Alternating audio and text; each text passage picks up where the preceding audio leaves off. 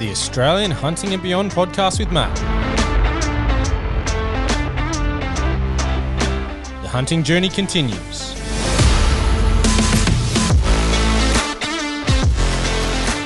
Let's get into it.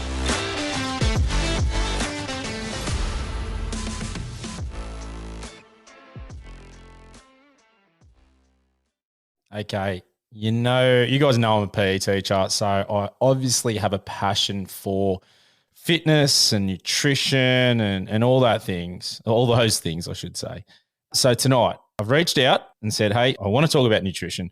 I want to talk about some training. So I've got Ben Brellis joining us tonight to talk all those things, and I'm super excited, mate. How are you? I'm very good, Matt. How are you? Mate, I can't complain. There's not enough hours in the day. And, for me, I got home this afternoon and I'm trying to do so much better, like get out there and train. So I've got a hiking backpack where I can put a kid in it.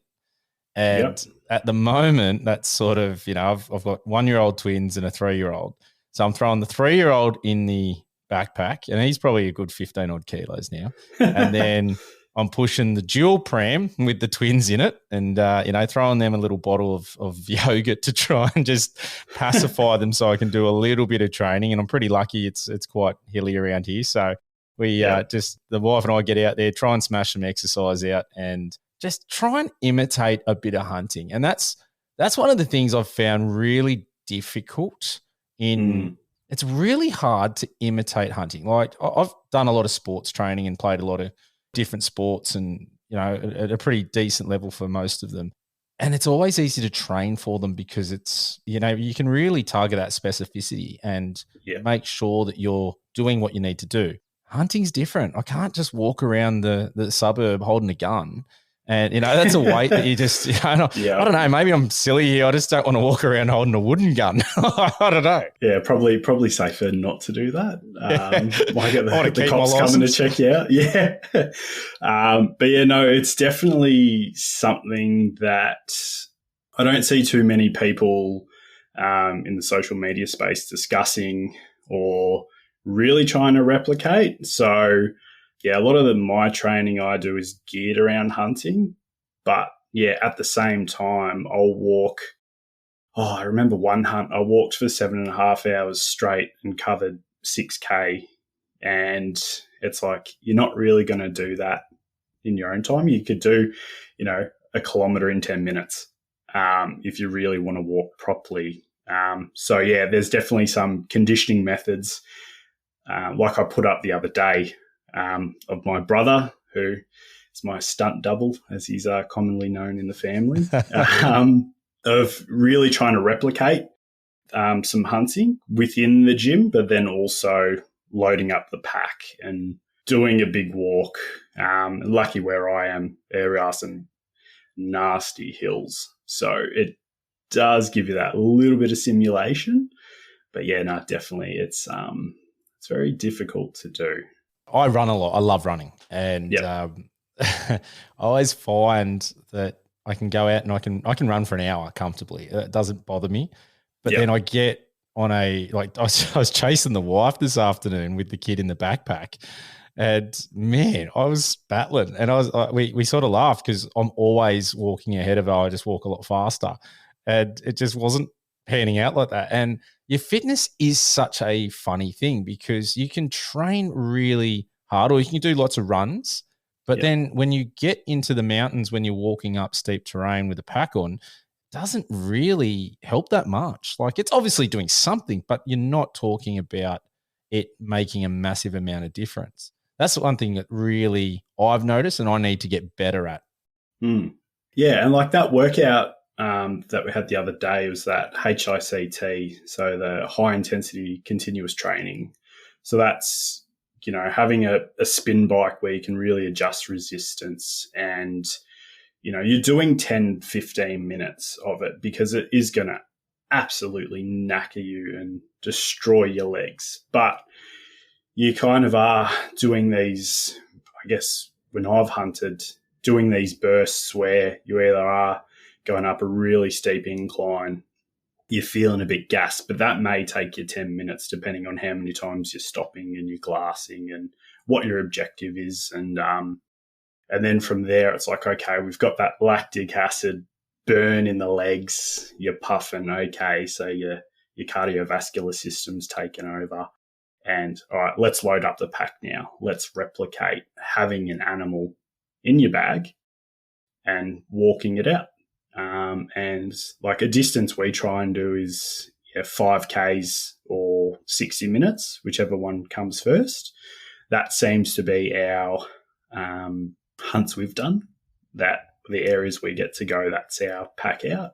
But I also understand that a lot of people are close enough where they do hunt if they have access to private and things where they can get the car there. So they don't need to do that, which is lucky.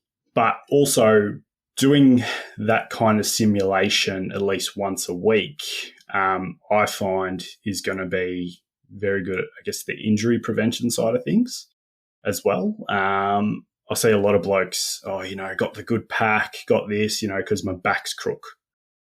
And it's the same thing over and over again. And, hunting is one of those things where you might be successful most of the time or not. And if you are trying to pack animals out and you're not getting them consistently, and then all of a sudden you've got to load it up, you're putting your body under a lot of stress. So if we could, like in one programs I've got written down, for people to use, and it's, all right, go hunting or do this workout. It's like one or the other. So we can try and get an animal and you are going to be out for hours, or, all right, I can't do it, but I'm going to, slog it out for 75 minutes and then I can just relax and eat well and recover and then do it again next week. Okay, so I want to touch on that injury because probably about 4 or 5 months ago, it was overseas. I'm pretty sure it was in the States. There was a bloke that put on, basically got injured. He loaded his pack up. He wasn't super fit, wasn't used to hiking, put far too much weight in the pack, and he actually damaged his sternum to the point where he had to have surgery, pretty decent recovery on it. And just from, I think he said like maybe putting 40 kilos, 45 kilos in the pack. Now that is a lot of weight. When you're talking about that, if you're a 90 kilo person, we sort of, I guess, we average around the 85, 90 for an adult male here in Australia. Yeah, that's the average. Yeah. 80, yeah. So if you're talking 45 kilos to that, that's 50% of your body weight. Yeah. Yeah. Man, that's a lot to trek around, especially, and we're not even talking up hills yet. No. And that's the thing. Like funny story. First sambar I ever shot was a big stag. Not from a rack perspective, but big bodied. And we were just walking around. We had access to this private property. We're like, me and my brother, let's just go for a walk. We'll take the gun for a walk. We'll see what's out there. Anyway, last light comes, man, across the gully, there's this big monster looking at us. And my brother's like, is that a deer? And I'm like, yeah. He's like, shoot it. And I'm like, all right. Had a shot, dropped it. Didn't have any packs. We had game bags and knives. And we had probably like what you'd say, a laptop backpack in the car where I think we're doing a bit of fishing. They had a dam there. So we just, was stuffed around. Anyway, so we broke it down and I had one of the back legs in the little backpack. Half of it was hanging out.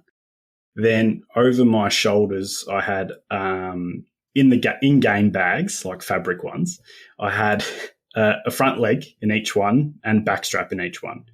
And that was, I would say, north of 50 kilos with no proper pack. And wrecked my knees, wrecked my back, wrecked my knees. And I thought, obviously it would have been better if I had a pack, and where normally we'll take out about 35 kilos each. But I was like, never again am I going to be so naive and just be prepared. It doesn't matter. But my knees were crook for at least 2 weeks. Strained MCL, had a knee that was dislocating frequently, and I thought, you fool, do better. This is your job, and you should know better. I know from personal experience that you can cook yourself so bad, and it's just shocking. And look, I've had 2 ACL reconstructions, so yeah. and on the same knee, so I'm sort of very aware of how important it is. And I know when I haven't been training or if I'm overtraining, that causes a lot of issues too. And that sometimes can be a bit tricky on a multiple day hunt where my knee does tend to flare up a little bit, and not on the first day. Generally not on the second, but that third day of constant movement is starts to get to the point where pushing it is getting hard. And that's the tricky thing, is being able to build up and do the right exercises and make sure that you're looking after yourself so that you're minimizing the chances of further injury and things like that. Because the last thing you want to do is take an animal and then physically you can't retrieve it, not because you can't get to it, but it's just too much, or you're out of condition to take it out. Yeah. And that's the thing too. A lot of it is just that general physical preparedness type stuff. It's just being like able to tackle any situation. So I remember when we first messaged each other and stuff, it's like you can't underestimate having good ankles, knees, and a back, like just in the bush. I don't know how many times I've stepped in a pothole and hyperextended my knee. But lucky the muscles around are strong enough that they go, all right, you haven't done any serious harm there. But also, again, another great story of mine is I on holiday in Bali, sat down, rolled my ankle, and my kneecap popped out.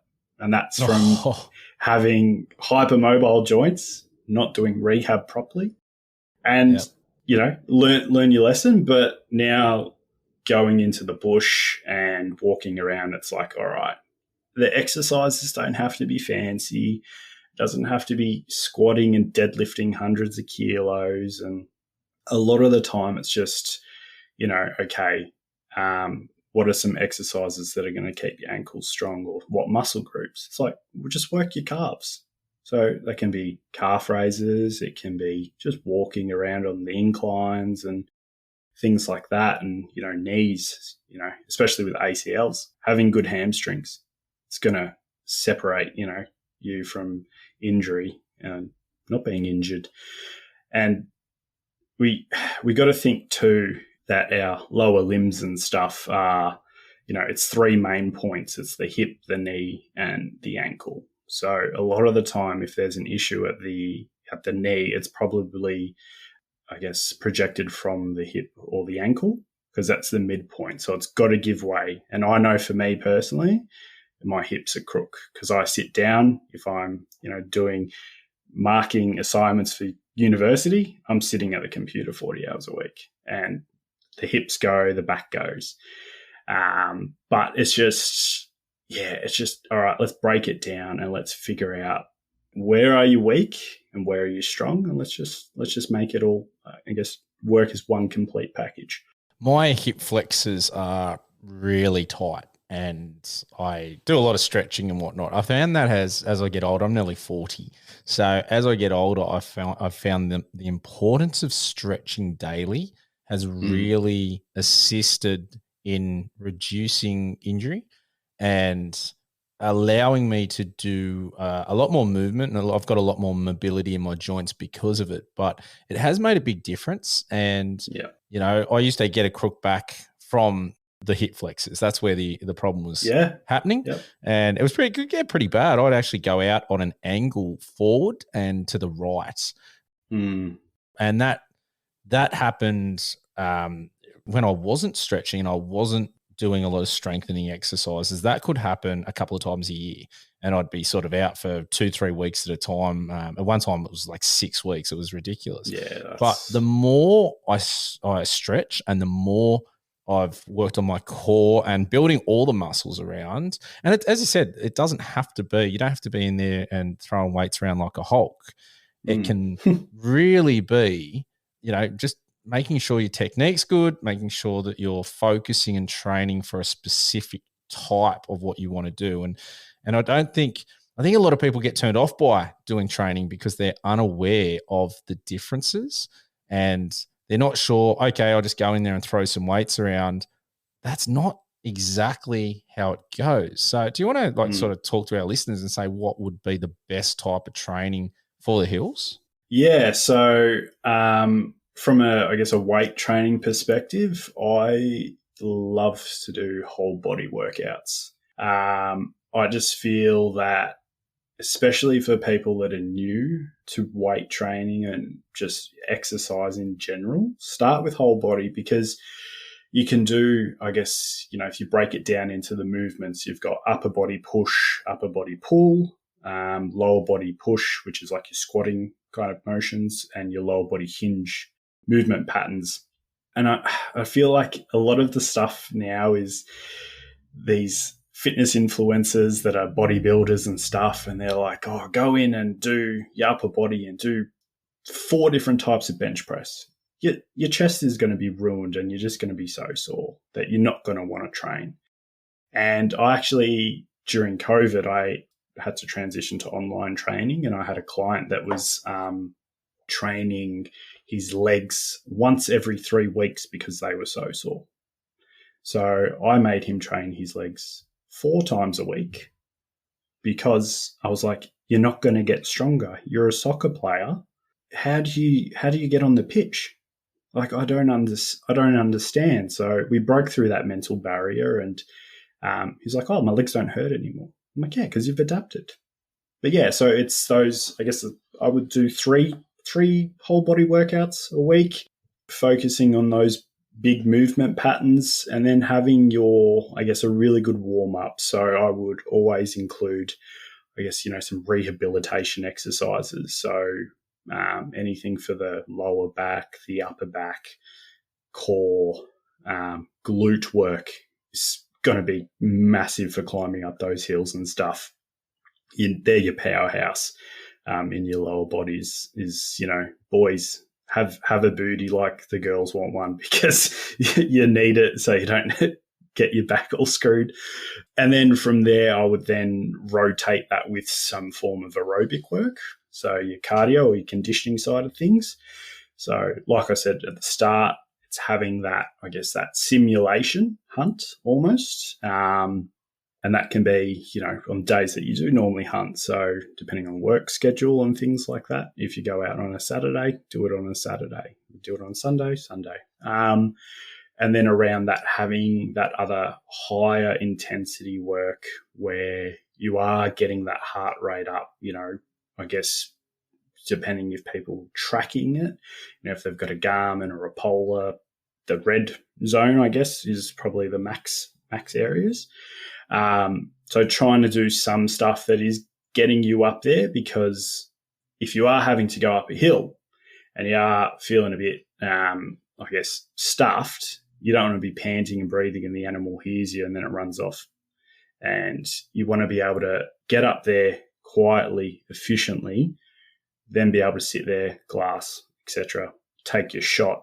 But also, I've done a lot of work with combat athletes in the past, and we used to put them through this very hard conditioning, workout, and then get them to count back from 100 on this board where they had to find the numbers. And that's another way of, you could, if guys are out, girls out, and you've got property where you can do this simulation hunt and then go take a shot and see if you're actually on point.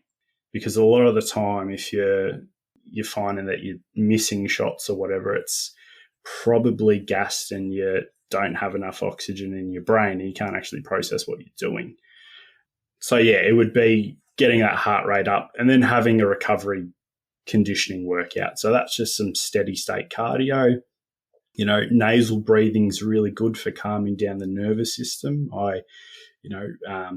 Everyone probably gets a bit stressed at times now. So it'd just be, sitting on a bike, low intensity work. I love the assault bike or the air bike, and just getting the heart rate between 120, 140 beats per minute and just cruise for 30 minutes to 60 minutes, depending on how you're feeling on the day. And you might go, yeah, I feel really good now.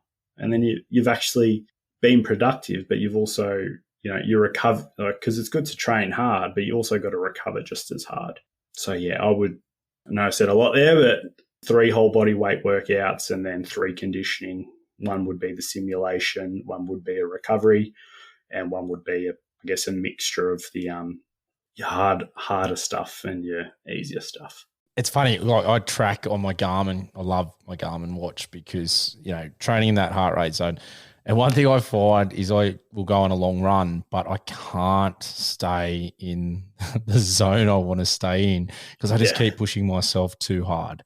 And I am an absolute fiend for it. I acknowledge it. I get there, but I just feel like I'm bludgeoning. So I push myself and I just can't help it.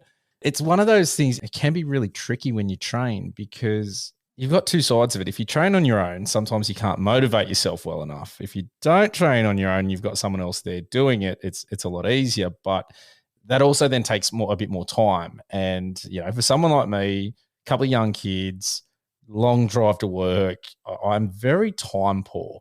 So I need to sort of get the bang for the buck when I do get out there and train. And that's the sort of tricky one. When you're talking durations, you're saying whole body workouts and things like that. What are we aiming for? 40, is there sort of like the 40-minute mark? Is it an hour? Yeah, I write most of my workouts to be done in 45 minutes, just from that time perspective. And, very Australian, we're not there to root spiders, basically. So get in, get out, get a sweat going. You can get the heart rate up a little bit, but, make sure what you're doing is you're doing something with purpose. So I find, riding in shorter rest breaks, and at least then, if the rest period's 45 seconds, you're sitting there, you're ready to go, but you might then go in, you might give yourself an extra 15 seconds, but it's not going to drastically change it. I used to train some days for 2 hours back when I had the time, but I definitely think from an efficiency standpoint, 45 minutes is good. And you don't need to be doing anything crazy. But I feel life is go, go, go. So, get in, get out, feel, do it for a bit of a mental health break too. Training should be, about also just, a bit of an outlet I find people use it for. So smash it out. You go, okay, cool. Go home, have tea, whatever, and you're good to go. And same with the cardio. Obviously some of them are going to be north of an hour, but most of the time, I've had people do 15-minute workouts and go, I'm sweet. I don't need to do any more. It's like, you did what you had to do, and that might be the recovery workout. So it all depends, but I reckon anywhere from 30 to 60 minutes, depending on what it is. That's more than adequate. Okay, so you touched a bit on nutrition before, and you got some pretty good credentials there for nutrition. So yes. I want to unpack that because I think that's definitely something that people might overlook when it comes to hunting, especially if they're going out on like a 3+ day trip. Taking food, planning food, it is really easy just to grab sort of the meals on the go, and there's some good ones out there, don't get me wrong. But from a nutrition point of view, as someone has looked at what athletes do and prep for that, we talk about carb loading, we talk about all these other elements of trying to prepare your body for what you're going to do. What are some tips, tricks? If you're going for a few days hunting, what are you taking with you? I'm guessing there's not the chips and lollies because that's not going to be fantastic. Probably a nice little snack somewhere, but to actually do it properly and really focus on nutrition and fueling yourself properly. What are your thoughts around that? Yeah, so one of the key things is going to actually be hydration, first and foremost, because if we look at it without getting into too much of the pathways and stuff, but for every gram of glycogen, so where carbs are broken down, it turns into glycogen, that stores anywhere from 3 to 4 grams of water. But it also takes 3 to 4 grams of water to metabolize that 1 gram of glucose. So a lot of the time, and how I kind of know this and stuff, because I also did a bit of weight cutting with people in the combat sports space. So that was one of the key things, was avoiding people essentially crapping their pants. So if you're out in the bush, you want to be making sure that you are adequately hydrated first and foremost, and having some form of electrolytes. So that can be, like, I prefer Hydrolyte because it doesn't have too much of the sugar like a Gatorade. So where people have the Gatorade, obviously it's got the sugar because it helps hydrate you, as I just, kind of broke that down. But I think good amount of water, I would say 35 mils per kilogram of body weight is a good baseline. And you could add 500 mils per hour of exercise. I know that's a bit, I guess, getting into some deeper equations and stuff there, but making sure that you're adequately hydrated, using Hydrolyte. And if you're sweating a lot, have more, because you're sweating out all your, your sodium and stuff like that. Then I would move on to the carbohydrates. So your carbohydrates are your brain's, predominant preferred source of fuel. So making sure you've got them. Now, having different sources is important as well. So you want your high GI and your low GI. So your lollies are good. Have some lollies, especially if you're running up a hill and you start feeling a bit crook.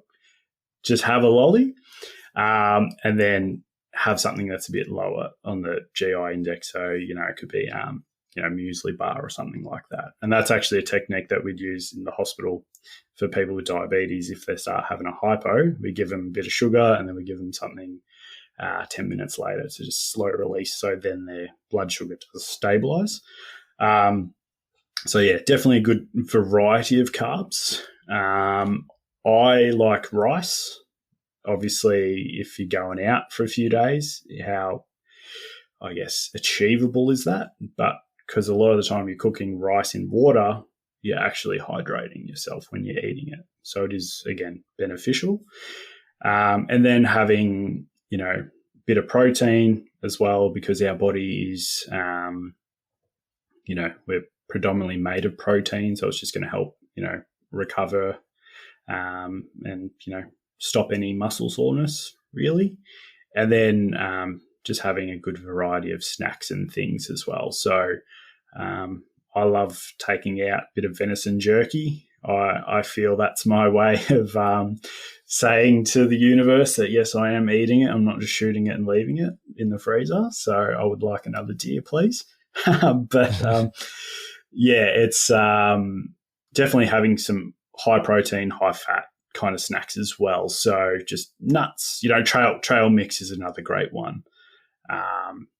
But again, you've got to just be careful. Sometimes people have issues with digesting dried fruits and stuff like that.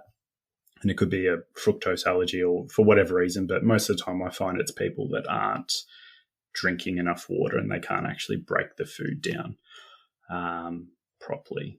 So yeah, that would be probably the foundational things that I would consider to be important. So I'm not a lolly person in the sense I won't take them away, but I will take, I love the little energy gels just to get that quick hit. That I find they're very easy, very lightweight. They're simple to throw in a bino harness and it's easy to get there. And I'm not a massive one for eating big meals when I'm walking up hills and things like that. I don't like feeling heavy in the stomach. So I try and do a bit of carb loading before I go out. And then I really try and limit packing on those heavier foods while I'm out in the bush. So I approach it a little bit different. I'm a massive fan of Hydrolyte. That's something I run all the time, and I run it in my bladder, and the more the merrier for me. It's funny you said that, because I've had, in my sort of background of sports, I played a World Cup over in New Zealand, and it was a 3-day tournament. And when we talk about hydration, I don't think people understand how quickly you lose weight. And so what we were doing is we'd weigh ourselves obviously prior to playing, and then we'd calculate how much water or hydrolyte, whatever it is, we'd calculate how much we would consume throughout the day, and we'd weigh ourselves at the end of the day. And say I drank 3 liters of water and then I lost 2 kilos, Then you got to do the calculation because you've lost that 3 liters that you've consumed plus the 2. So all of a sudden you've got this massive amount to drink. And people don't work out like that. They just sort of sit there and go, oh, yeah, I've been walking all day. It's quite hot. I'll have 2 liters, or I'll have just the 3 liters because I've done a bit more than normal. And it's not the case. And I think it's something to be really mindful of. It's something that I got caught out when I was younger. And I'm so glad I did, because I ended up in hospital for dehydration and needed drips and things like that. Yeah, it got me good. And now I'm so much more aware of it. And I look back on that and went, okay, if that happened when I was out in the bush, I'm in some trouble. So I'm very, very mindful now of making sure I'm extremely hydrated the couple of days leading up to the hunt. And when I get there, to make sure that I'm just constantly in my mind making sure that I'm doing it, because the last thing you want is to have a hunt cut short because you're dehydrated. That's for sure. Yeah, absolutely. And that's like, I guess physiologically, you last 3 days without any water, but you can last a lot longer without food. So that's, like hydration is just so important. And I know the dietary guidelines within Australia is like have 8 cups a day, which is 2 liters. But 2 liters looks very different to a 50 kilo female than it does to a 100 kilo bloke. And it's okay to have I guess a generic equation, but also at the same time needs to be adequate for the individual. It's funny, generic equations, I'm always on them, and I talk about this to my students and whatnot. I went to uni, obviously to be a PE teacher, and one of the boys there was an NRL player, and great bloke. He was about 6 foot, probably 4, maybe 120 kilos of pure muscle, 6-pack, you name it, right? And he jumped on and we did the BMI. That's the body mass index test. And he came back as, I think it was morbidly obese or some ridiculous amount, because it's just a generic test. And look, they're designed to be free and easy. I get that. But that's the thing. When you're going on generic, you've got to take that into consideration too. And some of those guidelines are out, and we all have different body composition and different needs. So we got to make sure that we try and know that as best possible, just to look after ourselves when we're getting out there. Absolutely. And, just eating, especially, going back to, I guess, the stomach side of things, you don't want to be eating something that doesn't agree with you and you get caught with your pants down when your stag of a lifetime walks past. That would be very disappointing. But eating foods that agree with you, I think that's super important. And, like you said, you don't like having a full stomach climbing up and down. And so don't do that. Like, you've been able to figure that out. So you go, okay, where I know I can eat an hour before a workout and I'm fine. But I've picked foods that are going to, like, rice or a banana, that are going to digest easily for me. And same with those gels. Some people, I know I tolerate them really well, where I've had other people use them and they're like, just their stomach is just like, I can't tolerate it. It's too, I guess, without the fluid there, they just can't break it down and they just got to run to the toilet.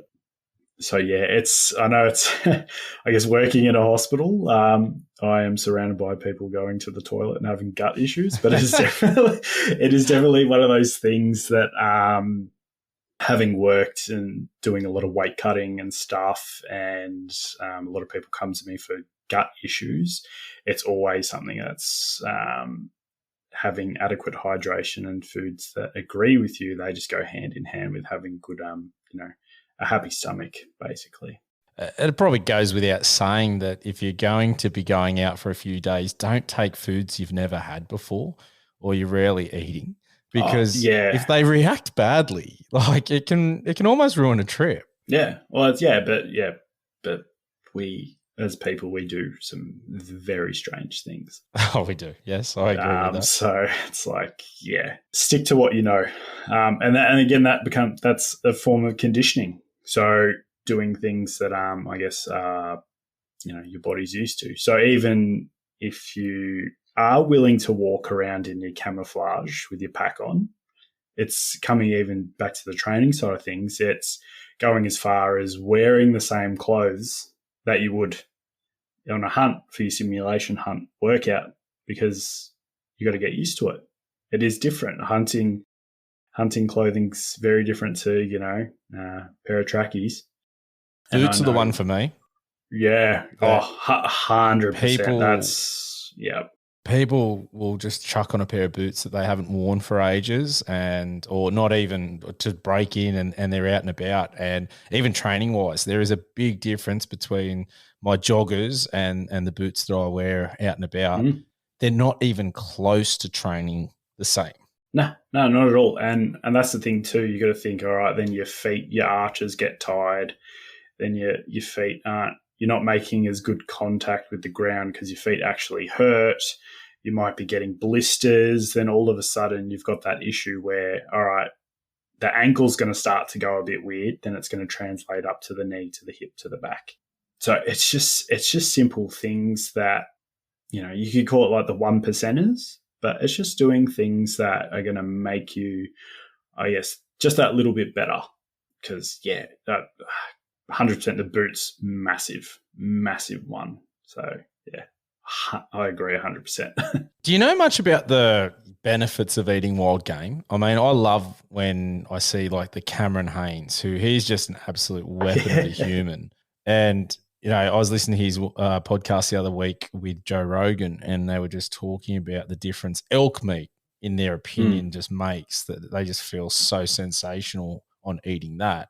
Is there a correlation for that? I haven't really, I guess, having been in the university space for a little while, I always try to look at the research and the facts there. I haven't really dug headfirst into that, but from personal experience, I eat venison every day. My body just feels so much better on it. My joints don't hurt. I digest it well. So, and I just feel it is such a better quality of meat of eating wild game opposed to, grabbing something that's got plastic wrapped in the supermarket, because you don't know where that's come from at the end of the day. They can say, obviously there's regulations and stuff, but you've seen the animal. It was eating grass. You've dispatched it properly, you've broken it down, and then it's on your plate. And you go, I'm confident that that's what that animal had been doing a lot before I'd even seen it.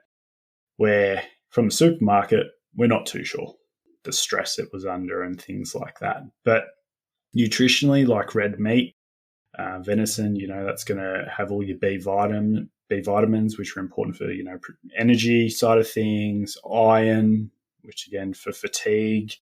It's going to have a component of creatine, which is used within the energy systems to make energy as well. So I personally, from eating it every day, I can't, speak highly enough of it.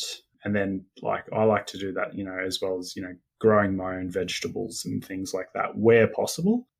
The weather hasn't been too good in Melbourne. Is it ever any good down there? Yeah. So yeah, I was growing 2 kilo cauliflowers last year, but this year they haven't even sprouted yet. So we are struggling a little bit down here. But yeah, my wife, her family have a small farm, and when the chooks haven't been attacked by foxes, they're producing really good eggs. And a meal of nice venison steak and a couple eggs, my body is just like, eat this 10 times a day, Ben, please, because you just feel incredible. And so, yeah, that's what I try and do. Yeah, I definitely believe in, same with eating fish. So my brother is a big fisherman, and we only really eat fish if he goes out and catches it. And it's just, you can just tell the difference between, going out and catching something or getting something that's farmed. And I guess for us, it's like having that responsibility and taking ownership in what you're eating. And being a dietitian, I think that's very important. That's what I try and teach my patients or my clients, whoever I'm working with. But yeah, I guess my thing is the game dietitian. So encouraging that, I guess, eating that wild diet, I can't speak highly enough of it from personal experience.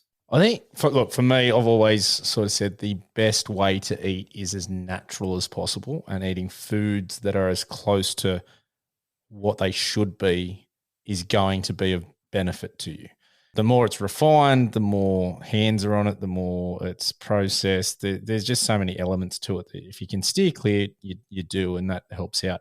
If someone's out there and they need to drop a few kegs because they want to, just make it nicer, because it is when you drop a little bit of weight, geez, you notice the difference, and it does make exercising so much easier. And even when you're out and about, what is a good way? Are you saying, is it more diet? Is it more exercise? What sort of some overall sort of tips maybe? Yeah. So if we break down the day, and then if some people love maths and they want to work it out to a week to a month, that's fine. But say you exercise 30 to 60 minutes a day, right? That's, whatever percentage. But you're going to spend a lot more time actually thinking about food, preparing food, eating the food than you are actually exercising. So I always find that nutrition's very important. And especially from if we look again from a recovery perspective in the hospital, we have people on special diets and things, but it's so that they can do their physio so then they can go home. But from a weight loss perspective, I would say, having a good nutrition plan or just a structure that you can follow 90% of the time, because you enjoy the little things. If you love cake or some lollies or anything like that, like, you can eat it and don't have to. I hate the term cheat meal or having a cheat day, because it's like, oh, you're gonna cheat on that. What else are you gonna cheat on? It festers in your life poorly.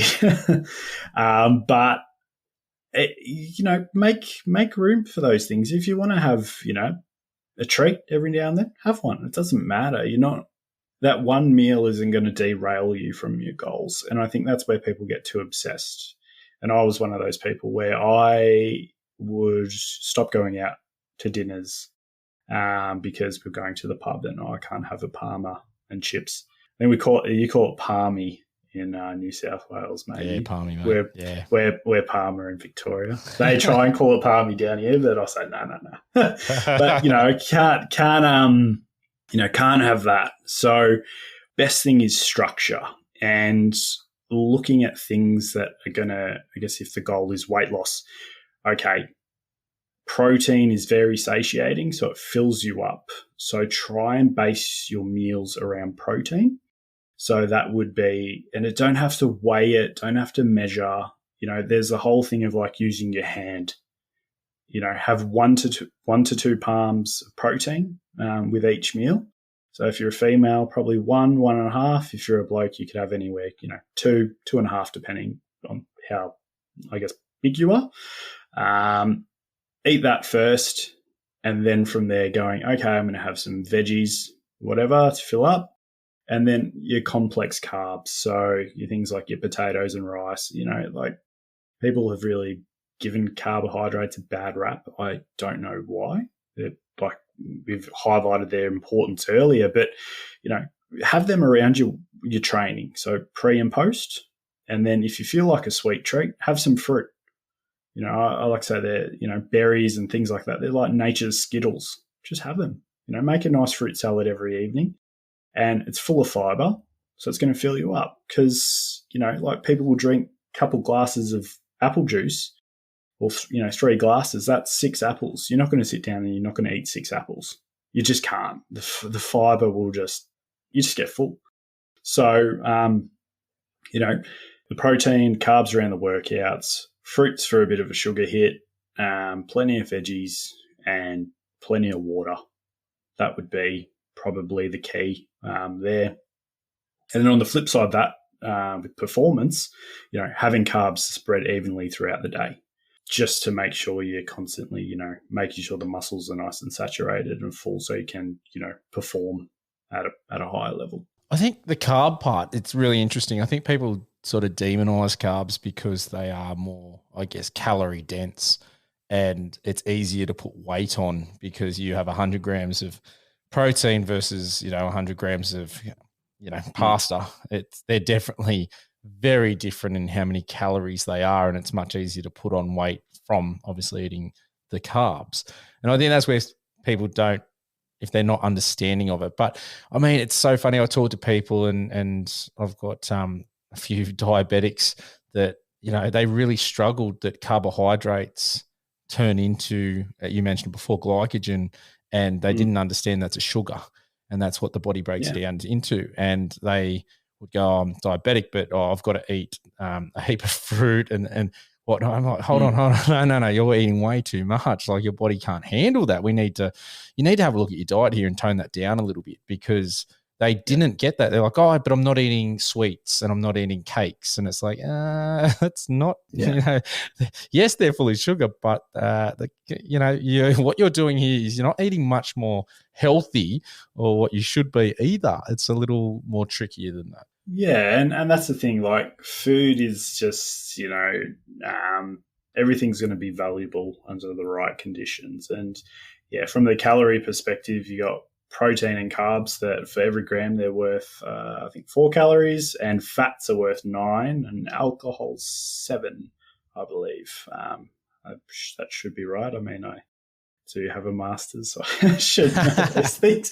But a lot of the time, the issue is that people eat high fat and high carbohydrate meals together, but the body will, break down the fats first, because storage is very limited for that. So eating fat does not necessarily, or doesn't really get stored as fat, where carbohydrates, what happens is they will go to the muscle first, which is like the VIP club. They're always going to be full. Then from there, it'll go to the liver, which will then get filled with carbs as well. So I think someone had taught me, just from a food perspective, I think you'd have to eat anywhere from 12 to 15 apricots to spill over your liver, because liver stores fructose mainly, which is the sugar from fruits. But once it's, you've spilt over from your muscles to your liver, then it goes to this big open space where there's nothing in there, and the body says, go in there. And that's your fat cell. And then it just keeps on going and going and going. So while the body's breaking down your fat that you've eaten, it's ushering all that sugar into the fat cell. And that's where people end up, gaining weight. And that's where the fat cells, start to grow from a physiological standpoint. All right, I want to hear about your hunting. Now, you've perked my curiosity. You've got venison all the time. Yes. How do you have venison all the time? Yeah, so we've been fortunate enough that we've had quite a bit of access to some private property, but also going out to state forests as well, quite a bit. I tend to avoid it on the weekends, because where I go, there's a lot of motorbikes, there's a lot of four-wheel driving going on, which isn't ideal. But so mainly I would be going out with my brother and a couple mates. We head out and we're just hunting mainly for sambar out here in Victoria. A lot of the time we are not successful because they are very, very hard to find. But other times we have been very lucky, where we had one hunt. We were driving into our friend's farm, and I had spotted 2 oddly shaped shadows on the top of the hill. And it's a cattle farm, and there's plenty of roos there. And I said, I think there's 2 deer up there, boys. And sitting in daylight, there was a hind and probably a yearling and we walked up the hill and we were able to call them back in with the flex mark. Seems to work quite well. And so that was a 20-minute hunt. That doesn't happen. And then I've been out 10 times since and I haven't seen anything. So that's the universe just teaching me a lesson. But mainly going out for sambar. And look, like I said, the first sambar I ever shot was a stag. And we've shot a few stags, but most of the time we're just going out for meat. For us, it's more of like we've got a very valuable food source out there. So it's like just get out. And I try and, like I said, I eat it every day. So the freezer's always getting turned over. So we've got to keep going out and getting them. But yeah. How long have you been doing that for? So I have been hunting since I was probably 6 or 7 years old with my pop out in the West Wimmera. So all of us cousins, the boys, we'd get out and we'd start spotlighting, and then we got into the deer shooting, and then had a bit of a hiatus for a bit just because life got in the way. And then I guess really in the last 5 years that really started getting into the sambar side of things. Like I said, having access to property that's, got state forest within its borders and things like that. So we're like, well, we're gonna make the most of it, and then just getting out there and just exploring. There's state forest 40 minutes away, and I'm in metro Melbourne, and I can just drive 40 minutes up the road, and it's bush out there. It's so good, and it's like, well, they're there. And last time I went out, we were a day late because there was a big body there with no head and no back straps and no rib meat and no legs. Someone had got one, so we were just a little bit late. And then also found like a real little, I guess your Bambi, tiny little thing looking at us like, what the hell are you? And full camo, and that was pretty awesome. But yeah, that's just up the road. So, definitely for a good 5 years. And the period obviously with COVID didn't help getting out. So we had to do a bit of I guess we're out doing pest control. We just, there we found a glitch in the system that we were able to exploit, so we could get out of the ring of steel in Victoria, which was always interesting. Having a car full of guns, where are you going? Oh, it's working, mate. All right, keep going. It's just getting out and just having a good bit of fun with it. I don't know if you've seen the National Feral Deer Action Plan has been launched in the last week and a half, 2 weeks. And I know on my previous podcast, I did a fair bit talking about it and wanting to raise awareness about the draft. And looking at the plan, I've spent a little bit of time, and I'll do something a bit more in detail on it. But it really worries me that it's not just the plan itself. And you can see that the aim is poisoning, and there's a big push on that. But the fact it's been released for maybe 2 weeks now at best, and I cannot tell you how many major news outlets or print companies have pushed it and published it. And I am really concerned because, for me, wanting to hunt deer is all about, nutrition and a good source of wild meat. Yeah. And if poisoning comes in, I won't be eating that. I don't think it's going to be worth the risk. And I think we need to be very upfront and mindful about trying to have people understand the value that these animals have. And I think you said it quite well there, that you live on it. They're a really good resource that you sustain yourself on. And that's important. I did see the ADA publish something today, spruiking the numbers, and I think GMA did too, talking about the numbers of how many deer were harvested and how many licensed hunters were out there just in Victoria, and it was quite good numbers. I would love to see a national number, and to sort of combat this information push that the Invasive Species Council is doing. And that's where it seems to be coming from, because there's a lot of, every article, there's a spokesman from them. And I've seen a couple of different farmers giving their opinion that recreational hunting doesn't do much, but no actual data or evidence coming from that. And I think that's done on purpose, that it is a smear campaign on deer and on hunting. So it's sort of like, geez, we need to bring this in. And that's why I like what you're saying and talking about the meat side, because I think that's the value that we need to go forward. And a plan like this is very easy for a politician to grab a hold of and try and implement, because all the hard work, and I do that in air quotes, is being done for them.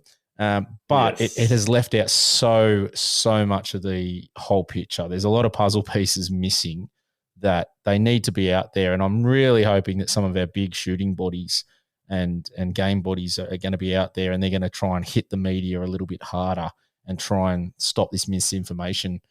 In my opinion, it's misinformation coming across from that plan, because if you're living off it, that's fantastic, because you're making a massive saving in money, hunting it. That's huge. And then it is such a great source of protein on top of that, which is super healthy. It's a win-win, and it's a resource, because you're spending money in the economy as well. It's not like, yes, it's cheap meat in the sense that it costs you a bullet, but there's so much more to that. You've got to buy your camo and your guns and traveling, and so it is going back there. And I think sometimes all these things get missed from the conversation. Yeah, I feel like a lot of it is, like you said, there's so many pieces to the puzzle, and people just don't understand it. So it is almost that, sheep or mob mentality where, or you're a horse with the blinkers on. And it's like, oh, that's what that person says. And people will believe anything because, they think it might be true. So they want to be right, or they don't want to be wrong, and that's people can get fooled and drawn into those things. But yeah, I think definitely some of the bigger bodies that represent the hunters and stuff need to, I guess, kind of start having these conversations and start almost, fighting back a bit more. Because poisoning. I'm getting a dog next year for hunting, and I don't want to take the dog out. I won't even want to go out and eat it. I'm better off just going to Coles and getting it. It's $35 a kilo, and it's that wild harvest, and it's gone through all that process to make sure it's safe. But I can do that now, but I don't want to do that. And yet, wild game is, it's so valuable. And I think of when I was 17, I went to New Zealand, and we were in Lake Wanaka, and my brother had caught a nice trout, and we took it to the pub and they cooked it for you, and we're sitting there, we're eating, and we spoke to a bloke that was up there to cull deer. And we go, oh, how do you do that? And he goes, oh, we go up in a chopper with a 50 cal and we just shoot shit out of them. And that was, I'm 30 now. There's still plenty of deer up there. So, I think they're a part of the landscape here, like they are over there. So why don't we just get some actual use out of them? Like you said, they're such a valuable resource from a health perspective, but also economically as well. Like there's no reason why we just poison them and just leave them. It's just so wasteful. I think the argument is the numbers, and I get that, because if you're a farmer, and I've seen some footage and I've heard some numbers, that there's massive amounts out in there, and we seem to be coming into a bit of a drought at the moment, and that's going to impact obviously feed for livestock, and that's going to mean if you've got deer, roos, all of it impacts it. So I can understand from a farming perspective that they don't want them there, but I also see there's opportunities for them as well. Like I would love to say, hey, mate, charge me $100 a night. I'll come out to your property and, shoot deer and take the meat, roos, take the meat if you've got tags. Happy days. Like I'll utilize the meat. I'll pay you. So it actually is contributing to you and your farm as well. So it's some sort of income, whether it be passive income, if you want to call it that. Mm. But I think there's a real lack of, I guess it's a missed opportunity that how we're set up at the moment, because I've talked about it before, the North American conservation model, having hunting leases, there's so many things there that we don't do here that I feel if we did do here, it would help farmers out. It would help people get private access. It's probably going to improve numbers, improve people eating and not wasting the meat. It's a win-win-win. And, I'd love to see a couple of our bodies get together and say, hey, this is the way forward.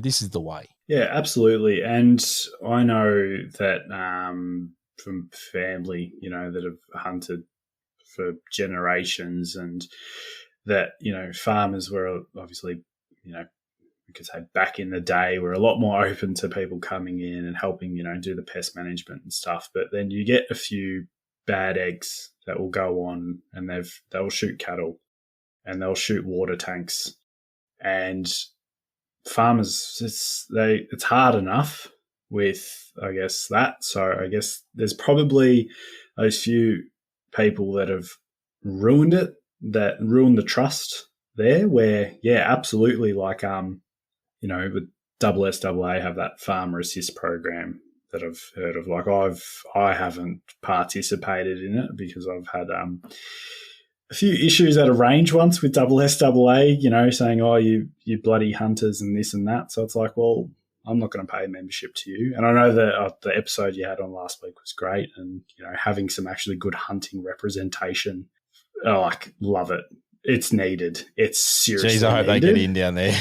Oh, I hope so too, because, yeah, from personal experience, it's like, mate, I pay my membership. I'm here sighting in my rifle.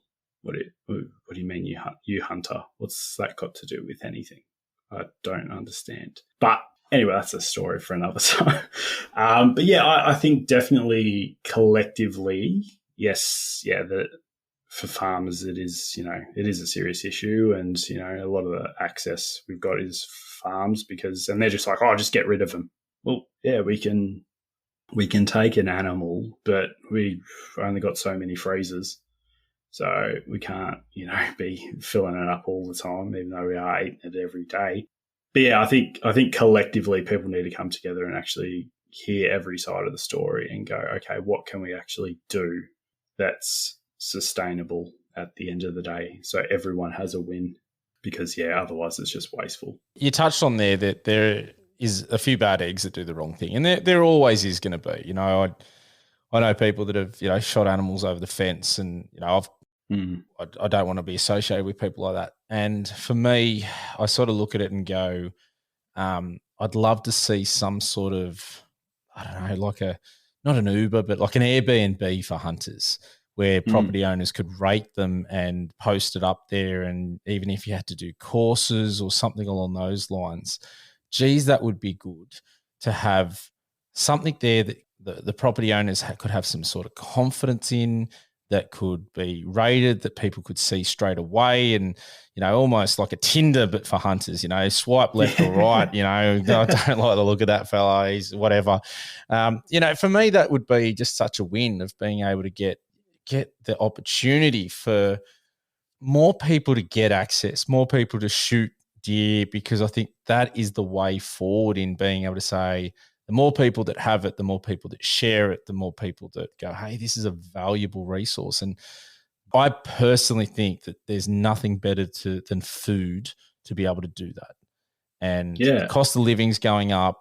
Imagine, being able to share a heap of meat with your family and friends, and, it helps them out with their hip pocket. It helps, there's just so many benefits to it. I really do think it's the way forward. But it's such a big way to change the perspective of a lot of people and that general population, and I guess the anti-gun rhetoric as well, that people are nervous around that, and they have been, I guess, taken out of the community for such a long time here. So there's a lot of challenges ahead for hunters, I feel, and it's an interesting time. I think the next 10 years I think we're going to face a lot of big battles, and I'm just hoping that we've got people in the right positions and that we've got good representation and we've got people with good ethics and morals spreading the word. And I think that's what's needed. And we'll just have to wait and see, won't we? Absolutely. Yeah, it's probably going to be a bit of an uphill battle, but yeah, hopefully everyone can come together and we can really just, find a good solution. Like you said, the North American model, it's fantastic. I feel too. So, yeah, I would happily pay more money to hunt and do things or have access to farms and things like that, because end of the day, like I've said, I'm eating it every day. So to me, it's going to the supermarket. So I'd be more than happy, and sharing that with family and friends. And I had an old client come over the other day, and we were just chatting, and said, "Oh, here's some hot sauce I made and some sausages and stuff." And here, have some venison. It's like, "Oh, thanks, man." It's like, "Yeah, just have it. You like it? It's good. It's good for you. Eat up." So, yeah, I think we are gonna be missing out a little bit if that's all taken away, which is sad. But hopefully not, and hopefully that's in the far off into the future if there's going to be some issues. Yeah, hopefully. Fingers crossed. I think, look, at the end of the day, I think all you can do out there is try and make your voice heard in a positive manner, and hopefully that our large governing bodies are going to be out there fighting the fight and doing a good job of it. And that's all you can do. And, just keep plugging away and getting out there and having fun. Make the most of it. Cherish the little things, I always sort of say. So, yeah, absolutely.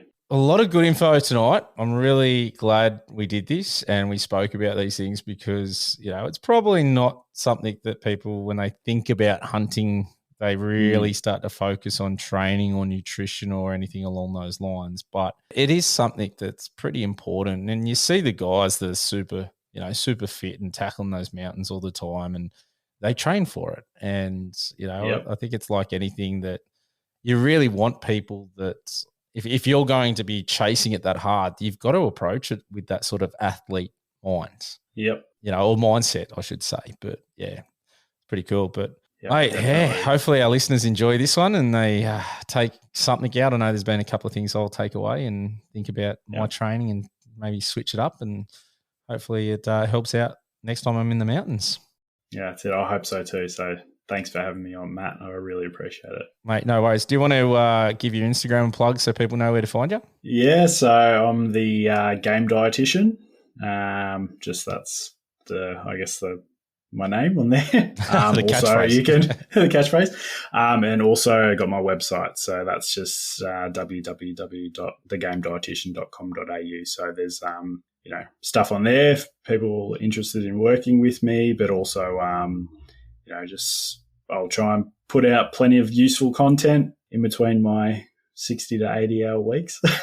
And then I'll, if anyone just wants to have a general conversation or reach out, ask me questions, I'm an open book. So I'm very friendly, I believe. So I'm very approachable. Mate, love it. Ben, really appreciate your time, mate. Thanks for coming on. Listeners, bye for now. If you have a topic, guest, question, or any gear that you want to hear about on the podcast, shoot us an email, australianhuntingandbeyond@gmail.com. Alternatively, find us on Facebook, Instagram, and Twitter. All the links are in the show notes. If you haven't already, make sure you give us a review and subscribe to our podcast on whatever platform you're listening on. Thanks for joining us, and we'll catch you next time.